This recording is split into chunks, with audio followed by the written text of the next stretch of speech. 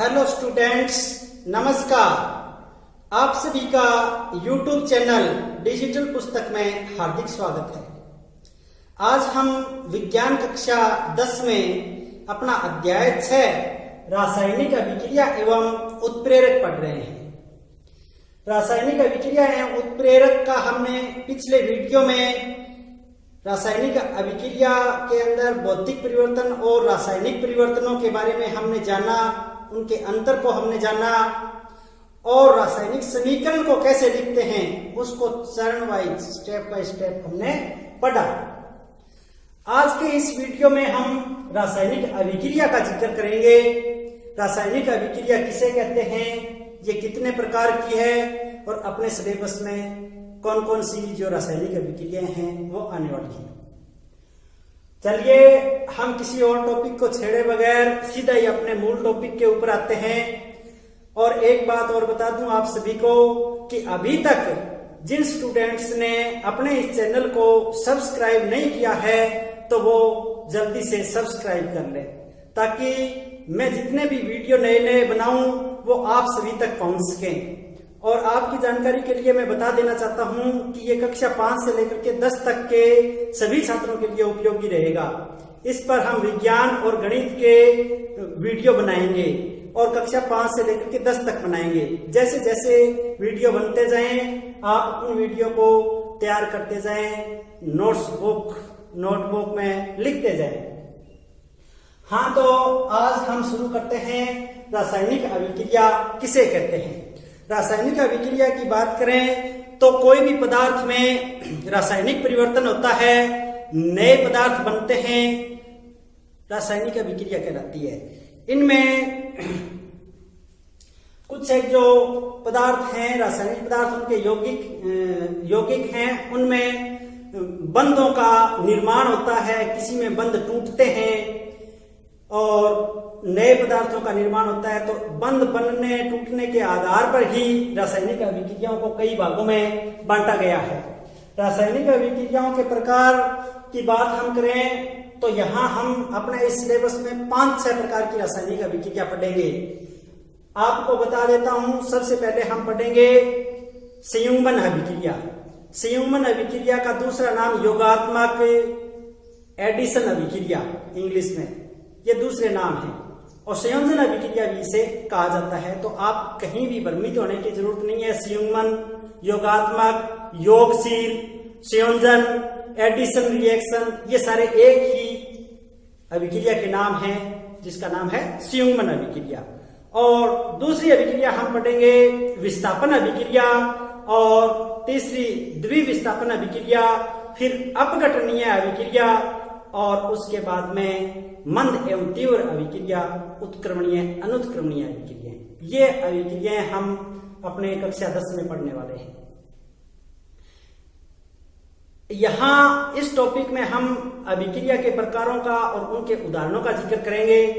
तो पहले थोड़ा मैं इनके बारे में बता देना चाहता हूं। नाम से ही इन अभिक्रियाओं के जो प्रकार हैं वो स्पष्ट होते हैं। जैसे योगशील अभिक्रिया है, इसमें दो पदार्थ या यौगिक आपस में जुड़ेंगे और नया एकल उत्पाद बनाएंगे। दो या दो से अधिक अभिकारक आपस में जुड़ करके एकल नया उत्पाद बनाएंगे। योगशील अभिक्रिया, जोड़ हो रहा है, योगशील, संयुग्मन, एडिशन, ठीक है। और अपघटन अभिक्रिया जो 4 नंबर पर है हम पढ़ेंगे, वो इसकी उल्टी है। उल्टी का मतलब विपरीत। इसमें तो दो या दो से अधिक पदार्थ जुड़ करके एकल उत्पाद बना रहे हैं, उनमें एकल अभिकारक टूट करके दो या दो से अधिक उत्पाद बनाएगा। एक बड़े अणुभार वाला यौगिक टूट करके छोटे छोटे अणुभार वाले यौगिकों में टुकड़ों में टूट जाएगा। और विस्थापन अभिक्रिया में क्या होता है कि रिप्लेसमेंट बोलते हैं। आप लोगों ने रिप्लेसमेंट इंग्लिश का शब्द सुना ही होगा। कोई चीज हम बाजार से लेकर के आ जाते हैं और वो अपने को सही सूटेबल नहीं होती है, सेट नहीं बैठती है, बड़ी या छोटी होती है, तो हम उसका रिप्लेसमेंट करवाते हैं, यानी बदली करवाते हैं। उस वस्तु को वहां वापस दे आते हैं दुकान पर और वहां से और दूसरी वस्तु ले आते हैं, ये रिप्लेसमेंट। वैसा ही इस अभिक्रिया में लागू होगा कि इस अभिक्रिया में जो अभिकारक हैं उसका कोई एक परमाणु या परमाणु समूह है, उसको दूसरा परमाणु या परमाणु समूह है उसे उस स्थान से विस्थापित कर देगा और वो अधिक क्रियाशील होगा, कम क्रियाशील तत्वों को या परमाणु को वहां से हटा देगा उसके स्थान से।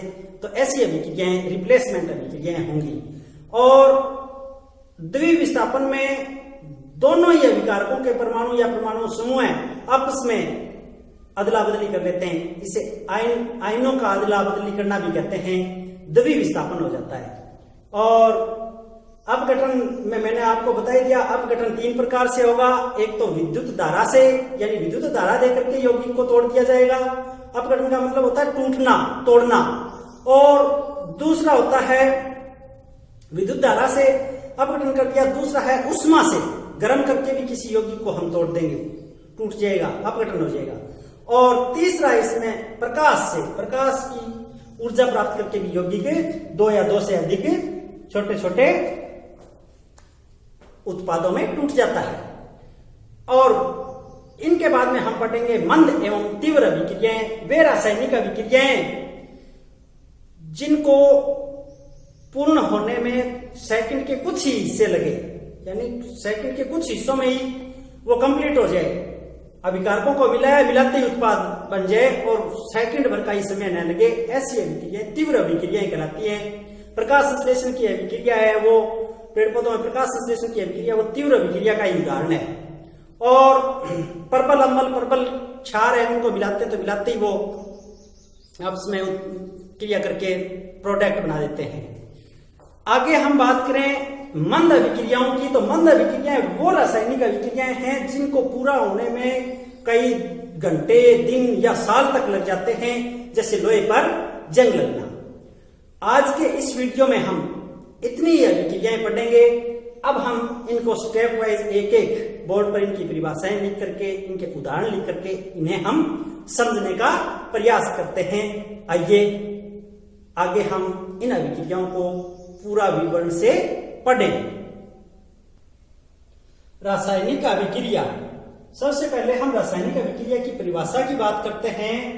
तो किसी पदार्थ में रासायनिक परिवर्तन का होना ही रासायनिक अभिक्रिया कहलाता है।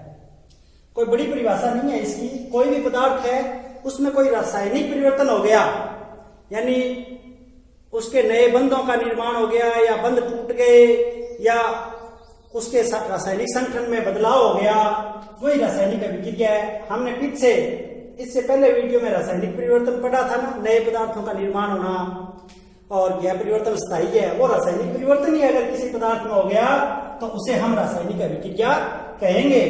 रासायनिक अभिक्रिया के दौरान क्या क्या होता है देखते हैं। यहाँ 2-3 बातें मैंने लिखी हैं। रासायनिक अभिक्रिया के दौरान अभिकारकों से उत्पादों का निर्माण होता है। ये तो अभिकारक हुए, और इन अभिकारकों से ये प्रोडक्ट उत्पाद बने। ठीक है। रासायनिक अभिक्रिया में क्या होता है, अभिकारक तो भाग लेते हैं और वो आपस में क्रिया करके उत्पाद बनाते हैं। तो पहली बात मैंने ये लिखी है कि रासायनिक अभिक्रिया के दौरान अभिकारकों से उत्पादों का निर्माण होता है। जो हम रासायनिक अभिक्रिया में देखते हैं वही बात यहाँ लिख देते हैं।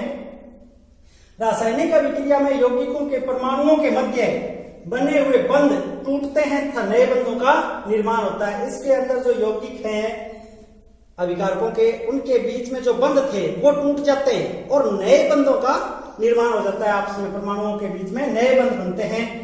और रासायनिक अभिक्रिया में द्रव्यमान संरक्षित रहता है। द्रव्यमान संरक्षण का नियम आप लोगों ने सुना ही होगा, नहीं सुना है तो मैं बता देता हूं कि न तो द्रव्यमान को पैदा किया जा सकता और न ही द्रव्यमान को नष्ट किया जा सकता। यही द्रव्यमान संरक्षण का नियम है। कोई रासायनिक अभिक्रिया हो रही है और हम ये सोच रहे हैं कि इस अभिक्रिया के दौरान द्रव्यमान को हमने पैदा कर दिया या नष्ट कर दिया। जैसे एक उदाहरण लेकर के मैं बताना चाहूंगा आपको। लकड़ी या कोयला हम जलाते हैं, कोयले को जलाते हैं तो उससे राख बन जाती है और कुछ वाष्प निकल जाती है और कार्बन डाइऑक्साइड गैस निकल जाती है। और हम ये सोचते हैं कि पहले तो इसका द्रव्यमान ज्यादा था और रासायनिक अभिक्रिया होने के बाद में इसका द्रव्यमान कम हो गया, लेकिन ऐसा नहीं होता है। रासायनिक अभिक्रिया से पहले जितना द्रव्यमान था उतना ही द्रव्यमान बाद में रासायनिक अभिक्रिया के दौरान प्रोडक्ट में चेंज हो गया। कुछ वातावरण में चला गया, वो हम उनको कैलकुलेट नहीं कर सकते। रासायनिक अभिक्रिया में द्रव्यमान का संरक्षण का नियम लागू होता है। न तो द्रव्यमान को पैदा किया जा सकता, न द्रव्यमान को नष्ट किया जा सकता। यहां दिखाया गया है एक उदाहरण देकर के MgO2। Mg है मैग्नीशियम। मैग्नीशियम धातु का एक रिबन लेते हैं और उसको हम माचिस की तिल्ली से जलाते हैं तो वो जलना शुरू हो जाता है। किसकी उपस्थिति में जलता है? ऑक्सीजन की उपस्थिति में। अगर ऑक्सीजन गैस वहां मौजूद न हो तो वो मैग्नीशियम का रिबन नहीं जलेगा। ऑक्सीजन की उपस्थिति में ये जलेगा तो एक सफेद रंग का पाउडर, उसकी राख हमें प्राप्त होगी और वो है MgO, मैग्नीशियम ऑक्साइड।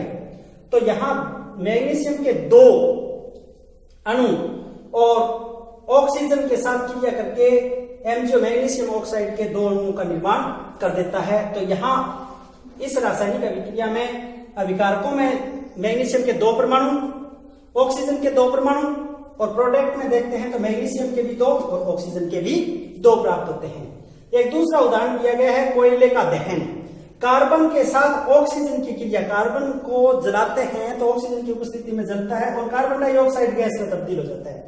यहां हम कार्बन का जो द्रव्यमान लिया गया है 12 ग्राम, जैसे कार्बन परमाणु 6 नंबर पर होता है और इसके जो परमाणु का जो द्रव्यमान है वो 12 इकाई होगा और ऑक्सीजन 8 नंबर पर होता है तो उसका हो गया 16 और यहाँ ऑक्सीजन के 2 हैं तो 2 से गुणा किया गया है तो इसलिए यहाँ 32 ग्राम तो ऑक्सीजन, 12 ग्राम कार्बन यानी कोयला आपस में क्रिया करके तो कुल कितने हो गए? 32 और 12 44।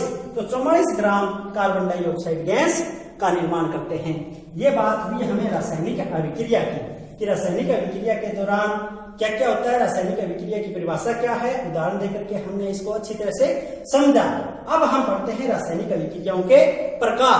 चलिए रासायनिक अभिक्रियाओं के विभिन्न प्रकारों को एक एक करके पढ़ते हैं।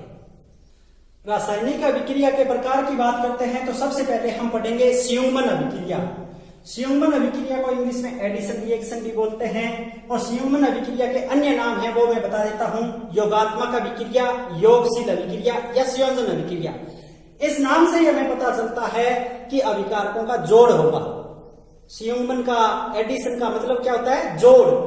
और ऐसी रासायनिक अभिक्रियाएं जिनमें 2 या 2 से अधिक अभिकारक आपस में संयोग करके एकल उत्पाद का निर्माण करें, ये इसकी परिभाषा होगी। देखिए ये 2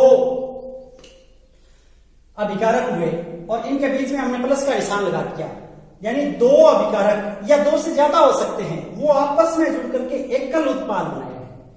जब 2 या 2 से अधिक अभिकारक आपस में संयोग करके एकल उत्पाद का निर्माण करे, ऐसी अभिक्रिया को संयुग्मन अभिक्रिया कहते हैं।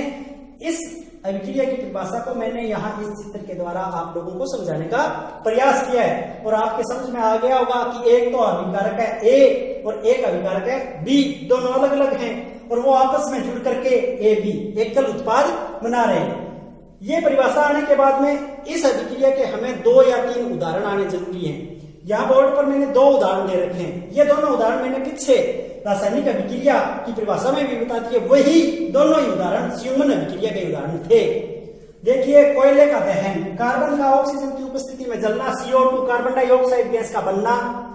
2 अभिकारक हैं, एक तो कार्बन है एक ऑक्सीजन है और आपस में प्लस का निशान है, जुड़ गए और एकल उत्पाद का निर्माण, कौन सा? कार्बन डाइऑक्साइड का निर्माण हो रहा है। इसी तरह से मैग्नीशियम का दहन हो रहा है। मैग्नीशियम और ऑक्सीजन 2 अभिकारक हैं, आपस में जुड़ करके MgO मैग्नीशियम ऑक्साइड एकल उत्पाद का निर्माण कर रहे हैं, यानी 2 अभिकारक आपस में जुड़ करके एकल उत्पाद का निर्माण कर रहे हैं। तो ऐसी अभिक्रिया संयुग्मन अभिक्रिया कहलाएगी। आप लोगों के संयुग्मन अभिक्रिया की परिभाषा अच्छी तरह से समझ में आई होगी और अगर ये परिभाषा समझ में नहीं आई तो इस चित्र से आप इसको समझने का प्रयास करें और इस परिभाषा को इस चित्र से आप आसानी से लिख सकते हैं और 2 उदाहरण आपको अच्छी तरह से इस अभिक्रिया के आने चाहिए। परीक्षा की दृष्टि से भी ये महत्वपूर्ण है। बोर्ड की परीक्षा में एक बार आया हुआ है कि संयुग्मन अभिक्रिया किसे कहते हैं, रासायनिक समीकरण दे करके समझाइए या उदाहरण सहित समझाइए। तो ऐसा कोई बोर्ड की परीक्षा में प्रश्न भी आपसे पूछा जा सकता है। अब हम अगली अभिक्रिया पढ़ते हैं, विस्थापन अभिक्रिया। तो आइए विस्थापन अभिक्रिया के बारे में जाने। अपनी जो दूसरी रासायनिक अभिक्रिया है वो है विस्थापन अभिक्रिया। विस्थापन अभिक्रिया को इंग्लिश में रिप्लेसमेंट रिएक्शन के नाम से भी जानते हैं हम। सबसे पहले हम पढ़ेंगे इसकी परिभाषा। ऐसी रासायनिक अभिक्रियाएं जिनमें एक अभिकारक में उपस्थित परमाणु या परमाणु समूह का दूसरे अभिकारक में परमाणु या परमाणु समूह के द्वारा विस्थापन हो जाता है, तो ऐसी अभिक्रियाएं विस्थापन अभिक्रिया कहलाती हैं। यानी स्थान की अदला बदली, साधारण अपनी भाषा में सीधा सा बात है कि स्थान की अदला बदली हो जाती है। इस चित्र में आप देखिए, ए बी ये एक अभिकारक है और सी ये एक अभिकारक है। इसमें क्या होता है कि ये सी यहां आ जाता है बी की जगह और बी को इस स्थान से हटा देता है, विस्थापित कर देता है और नए उत्पाद बनते हैं ए सी और ये डी। इसका उदाहरण दिया गया है CuSO4 plus Zn। Copper sulphate के विलयन में दानेदार जस्ते को डाला जाता है तो कॉपर सल्फेट के नीले रंग के विलयन का रंग है वो गायब हो जाता है। क्यों? क्योंकि कॉपर सल्फेट का जो नीला रंग है वो इस तरह से गायब हो जाता है कि रासायनिक अभिक्रिया के दौरान Zn यहां आ जाता है, ZnSO4 बन जाता है और Cu को यहां से विस्थापित हो जाता है और ZnSO4 का रंग है वो नीले रंग नहीं है, तो जो नीला रंग है CuSO4 वो क्या हो जाता है, गायब हो जाता है। ऐसा एक बार परीक्षा में पूछा भी गया था। यहां Zn अधिक क्रियाशील तत्व है, वो कम क्रियाशील तत्व Cu को विस्थापित हो जाता है। कहने का मतलब यह है कि Zn Cu को विस्थापित क्यों किया? क्योंकि Zn जो जस्ता है वो Cu कॉपर से अधिक क्रियाशील है, इसलिए अधिक क्रियाशील तत्व है वो कम क्रियाशील तत्व को उसके यौगिक से विस्थापित करके और नए प्रोडक्ट्स बना रहा है। इस अभिक्रिया में, विस्थापन अभिक्रिया में जो पहले से मौजूद बंध थे वो टूटे हैं और प्रोडक्ट में नए बंधों का निर्माण हुआ है। ये विस्थापन अभिक्रिया और जो पहले हमने पढ़ी है स्यूमन अभिक्रिया, उसमें अंतर भी आ जाएगा। उसमें तो नए बंधों का निर्माण हो रहा था और विस्थापन अभिक्रिया में जो पहले से मौजूद बंध थे वो टूट रहे हैं और नए बंध बन रहे हैं। ये आपस में अंतर इस तरह से भी, विस्थापन और स्यूमन अभिक्रिया में अंतर पूछे तो ये एक अंतर भी हो जाएगा। अब देखिए, विस्थापन अभिक्रिया की हमने परिभाषा पढ़ ली और उस परिभाषा को हमने इस चित्र के माध्यम से अच्छी तरह से समझ लिया और इसका उदाहरण भी हमने ले लिया। और यहाँ ये बात दिया गया है कि Zn अधिक क्रियाशील तत्व का कम क्रियाशील तत्व Cu से विस्थापन कर देता है, तो हमें ये कैसे पता चलेगा कि कौन सा तत्व अधिक क्रियाशील है और कौन सा तत्व कम क्रियाशील है? इसके लिए कुछ महत्वपूर्ण जो तत्व हैं उनके लिए अपनी बुक में एक सक्रियता श्रेणी की सारणी दी हुई है और वो इस तरह से है। पोटेशियम को सबसे ऊपर रखा गया है, potassium, sodium, calcium, magnesium, zinc, iron, lead, hydrogen, copper, mercury और चांदी और सोना। सोना सबसे नीचे है, चांदी, सोना। तो ऊपर ही ऊपर जो दी गई हैं वो सबसे अधिक क्रियाशील धातुएं हैं या तत्व हैं और नीचे की ओर जा रहे हैं तो उनकी जो क्रियाशीलता है वो कम हो रही है। हाइड्रोजन तत्व से ऊपर की जितनी भी जो दिए हुए हैं वो सारे के सारे तत्व और वो जो धातुएं हैं वो क्या है, अधिक क्रियाशील हैं और हाइड्रोजन से नीचे की जो धातुएं हैं वो बहुत ही कम क्रियाशील है। तो ऊपर अधिक क्रियाशील और नीचे कम क्रियाशील। तो इस सारणी को, सक्रियता श्रेणी की इस सारणी को हम याद करके कुछ महत्वपूर्ण तत्वों की सक्रियता को हम जान सकते हैं। देखिए यहाँ कॉपर और ये जस्ता, तो जस्ता तो अधिक क्रियाशील हुआ और कॉपर क्या हुआ, कम क्रियाशील हुआ। तो जस्ते ने कॉपर को उसके यौगिक से विस्थापित कर दिया और नया यौगिक ZnSO4 जिंक सल्फेट बन गया और कॉपर का निर्माण हो गया। चलिए, हमने विस्थापन अभिक्रिया को अच्छी तरह से समझने का प्रयास किया। अब हम अगली अभिक्रिया, इसी का विस्थापन का ही एक और रूप है द्विविस्थापन अभिक्रिया, उसके बारे में जानते हैं। द्विविस्थापन अभिक्रिया, जो विस्थापन अभिक्रिया पढ़ी है हमने वैसी ही है। इसमें थोड़ा दोनों जो अभिकारक हैं उनके परमाणु एक दूसरे को विस्थापित कर रहे हैं, इतना सा ही अंतर है। यहां सबसे पहले हम इसकी परिभाषा पढ़ते हैं। ऐसी रासायनिक अभिक्रियाएं जिनमें दोनों अभिकारकों के परमाणु या परमाणु समूह आपस में विस्थापित हो जाते हैं, या फिर इनको कहें तो आयनों का आदान प्रदान होता है। इनमें आयन होते हैं, वो आपस में आयनों की अदला बदली हो जाती है। देखिए यहाँ इस चित्र से हम समझने का प्रयास करेंगे। AB एक अभिकारक है, CD एक अभिकारक है। इनके अंदर ये बंध बने हुए हैं। इन बंधों का जो निर्माण, वो इनके जो बंध बने हुए हैं वो टूटते हैं और नए बंधों का निर्माण होता है। यहाँ एपी का बंध था और यहाँ अब क्या हो गया, एडी का हो गया। यहाँ सीडी का था, अब बीसी का हो गया। यानी यहां से एक परमाणु या परमाणु समूह टूट करके यहां आ गया और इस अभिकारक का जो एक परमाणु या परमाणु समूह है वो टूट करके इसके पास में चला गया। तो इस तरह की जो अभिक्रियाएं होती हैं वो द्वि विस्थापन अभिक्रियाएं कहलाती हैं। विस्थापन तो हुआ है लेकिन डबल हुआ है। इसका उदाहरण दिया copper sulphate plus NaOH sodium hydroxide. यहाँ कॉपर सल्फेट और सोडियम हाइड्रोक्साइड, इसके पास ये आयन है सल्फेट आयन SO4 और इसके पास ये OH आयन है। तो ये OH आयन तो इसके पास चला जाएगा कॉपर के पास, और ये सल्फेट आयन है वो इस सोडियम के पास चला जाएगा। तो इस समीकरण को हम आयनों की अदला बदली की समीकरण भी कह सकते हैं। तो copper sulphate plus NaOH copper hydroxide plus sodium sulphate का निर्माण हो गया। ऐसा ही दूसरा उदाहरण दिया सिल्वर नाइट्रेट का AgNO3, उसके साथ KCl पोटेशियम क्लोराइड की अभिक्रिया करवाई गई है। तो हुआ क्या है, पोटेशियम के साथ जो क्लोराइड ये आयन है वो इसके साथ सिल्वर के साथ आ जाएगा और सिल्वर के साथ जो नाइट्रेट आयन है वो इसके साथ इसके पास चला जाएगा। यानी आयनों की क्या होगी, अदला बदली। तो AgCl श्वेत अवक्षेप आ गया सिल्वर क्लोराइड का प्लस KNO3 पोटेशियम नाइट्रेट, ये चीज बनेगी। और इस अभिक्रिया को तो अवक्षेपण अभिक्रिया भी कहते हैं। वो अब तो अपने सिलेबस में नहीं है, पहले पिछले जो किताबें थी उनमें अवक्षेपण अभिक्रिया के बारे में भी पूछा गया था। चलिए अब हम अगली अभिक्रिया अपघटनीय अभिक्रिया के बारे में पढ़ते हैं। अपघटनीय अभिक्रिया, अपघटनीय अभिक्रिया की परिभाषा है ऐसी अभिक्रिया जिसमें एक अभिकारक टूट करके दो या दो से अधिक उत्पाद बनाता है। अपघटन का मतलब अर्थ होता है टूटना, और अपने विज्ञान में ज्यादा अपघटन नहीं लिखा हुआ मिलता है, लेकिन आप इस चीज शब्द का अर्थ समझ लें। अपघटन का मतलब होता है यहाँ टूटना। तो कोई भी अभिक्रिया है जिसमें एक अभिकारक है वो टूट करके दो उत्पाद बनाए या दो से ज्यादा उत्पाद बनाए, तो ऐसी अभिक्रियाएं अपघटन अभिक्रिया कहलाएगी। और जो अपघटन अभिक्रिया है वो सबसे पहले हमने संयुग्मन अभिक्रिया पढ़ी थी, उसकी बिल्कुल विपरीत है। उसमें तो क्या थे, दो अभिकारक या दो से ज्यादा अभिकारक आपस में संयोग करके एकल उत्पाद का निर्माण करते हैं। ये तीर का निशान इधर कर देंगे तो वो संयुग्मन अभिक्रिया आ जाएगी, और तीर का निशान इधर कर दिया तो ये अपघटन अभिक्रिया आ गई। अपघटन अभिक्रिया में तो अभिकारक, एकल अभिकारक है वो टूट करके छोटे छोटे कई अणु बनाएगा। ये तो उच्च अणु भार का है कोई यौगिक, और ये टूट करके कई यौगिक बना लेगा, दो या दो से अधिक और कम अणु भार के। तो आप समझ गए होंगे अपघटन अभिक्रिया का नाम से ही पता चल रहा है कि अपघटन अभिक्रिया का मतलब क्या होता है। अपघटन अभिक्रिया में अभिकारक है वो टूट करके दो या दो से अधिक उत्पाद बनाता है।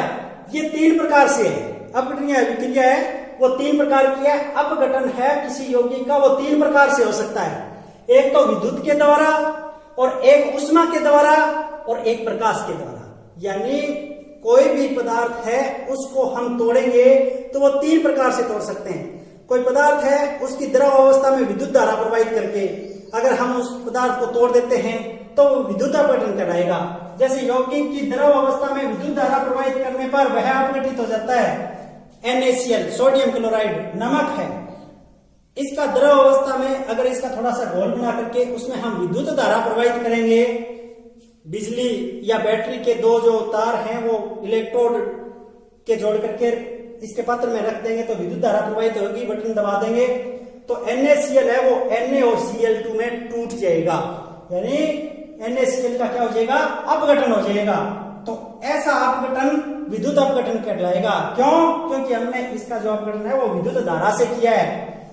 अगला जो अपघटन है वो उष्मीय अपघटन है। उष्मीय अपघटन का मतलब हम गैस चूल्हे पर या अपने सामान्य चूल्हे के ऊपर किसी पात्र में कोई पदार्थ यौगिक डाल करके उसको उष्मा दे करके हम तोड़ दें, तो ऐसा अपघटन उष्मीय अपघटन कहलाएगा। उष्मा देकर के किसी यौगिक को उष्मा देने पर वह छोटे छोटे अणुओं में टूट जाएगा, तो ऐसा अपघटन उष्मीय अपघटन कहलाएगा। कैल्शियम कार्बोनेट को अगर हम 473 केल्विन ताप पर गर्म करते हैं, त्रिभुज का निशान है यहाँ गर्म करने का।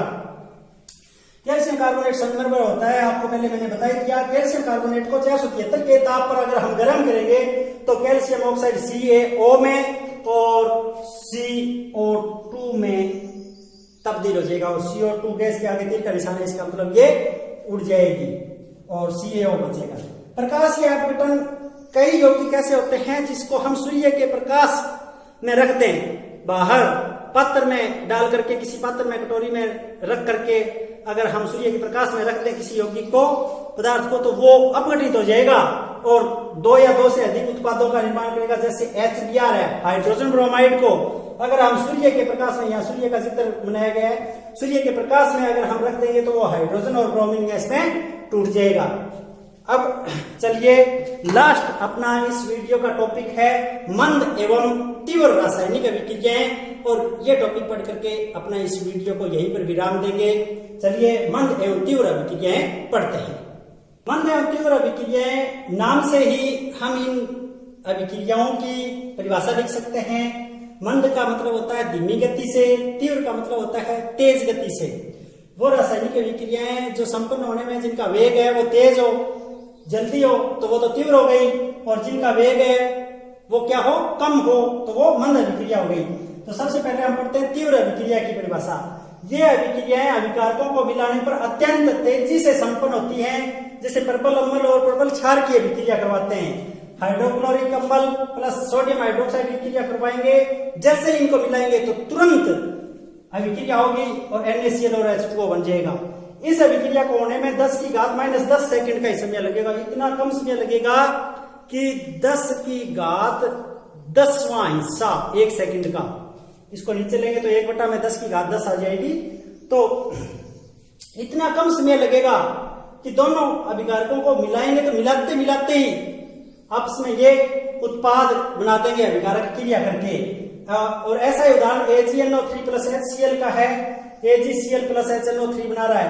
यहाँ देखिए इस अभिक्रिया को हमने उदासीनीकरण अभिक्रिया में पढ़ लिया था। आयनों की अदला बदली में भी पढ़ सकते हैं इनको, द्विविस्थापन अभिक्रिया में भी, और इसको हम तीव्र अभिक्रिया में भी यहाँ पढ़ रहे हैं। तो कुछ एक रासायनिक अभिक्रियाओं के अगर समीकरणों के उदाहरण आप याद कर लोगे तो वो कई जगह आपके काम आएंगी। तो ये अभिक्रिया उदासीनीकरण में आ गई, और आयनों की अदला बदली द्विविस्थापन में भी ले सकते हो, तीव्र अभिक्रिया में भी ले सकते हो इनको, और अभिक्रिया का कोई उदाहरण देना चाहो तो वहां भी इनको आप काम में ले सकते हैं। आगे देखिए,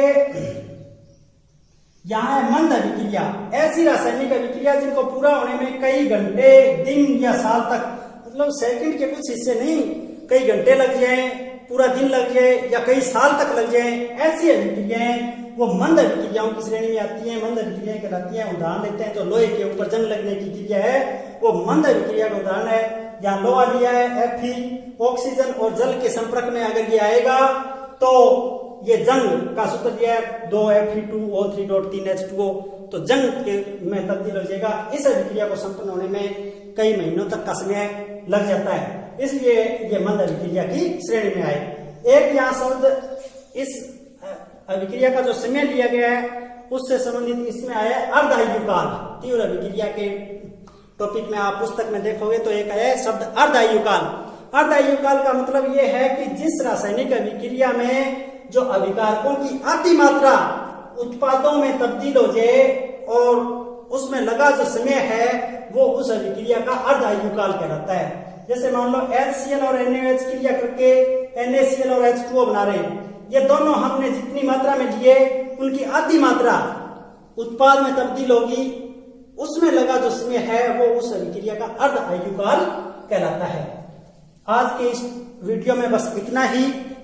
आज हमने रासायनिक अभिक्रियाओं के बारे में और उसके प्रकारों के बारे में अच्छी तरह से जाना, उनके दो तीन उदाहरण भी हमने अच्छी तरह से समझे, और आप सभी इनका एक नोट्स तैयार करते रहें। आज के वीडियो में बस इतना ही। शुभ दिन।